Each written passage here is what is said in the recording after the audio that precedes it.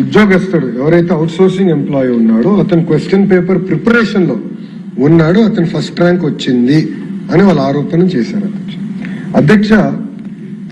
అంతేకాకుండా అతను login black చేశారు అని వాళ్ళు చెప్పారు అధ్యక్ష. అతనికి కాల్ లెటర్ వెళ్ళింది, అతని సర్టిఫికేట్ వెరిఫికేషన్ కి అతను రాలేదు. సర్టిఫికేట్ వెరిఫికేషన్ రాకపోతే automatically disqualified. Number 3, already out sourcing employees ఎవరున్నా కూడా వేరే ఎగ్జామినేషన్ గవర్నమెంట్ ఎగ్జామినేషన్స్ రాస్తుంటే కంపల్సరీగా డిపార్ట్మెంట్ నుంచి నో అబ్జెక్షన్ సర్టిఫికేట్ తీసుకోవాలి, పర్మిషన్ తీసుకోవాలి. ఈ వ్యక్తి ఆ పర్మిషన్ తీసుకోలేదు, దేర్ఫోర్ హిస్ లాగిన్స్ వర్ రిమూవ్డ్. ఏ ఎంప్లాయీ అయినా కూడా ఒక టీచర్ కానీ ఒక టీచర్ ఏమైనా హైయర్ ఎడ్యుకేషన్ వెళ్ళాలన్నా ఎన్ఓసి తీసుకోవాలి.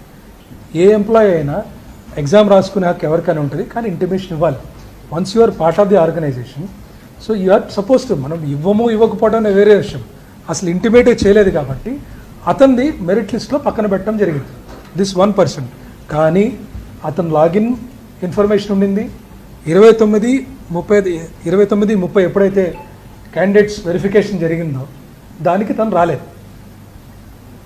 రాకపోవటం వల్ల తనకి he was not given any appointment. ఎందుకంటే list were there, even today list are there available online.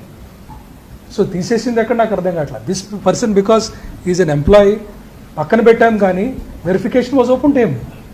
Why did he not come to verification అతనికే తెలియాలి.